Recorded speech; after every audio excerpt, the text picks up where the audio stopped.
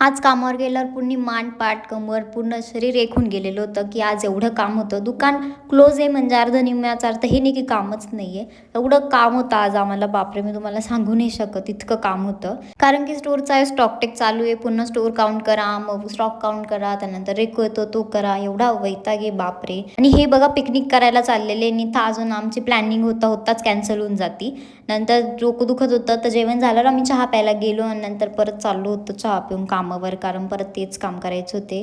परत 5:30ला चहा पिला आणि एवढे लिस्ट होत्या, म्हणजे याच्यापेक्षा पण दुपटीने लिस्ट होत्या. तेच काम चालू होतं आणि मी तुम्हाला सांगते, मी रात्री किती वाजता सुटले असेल.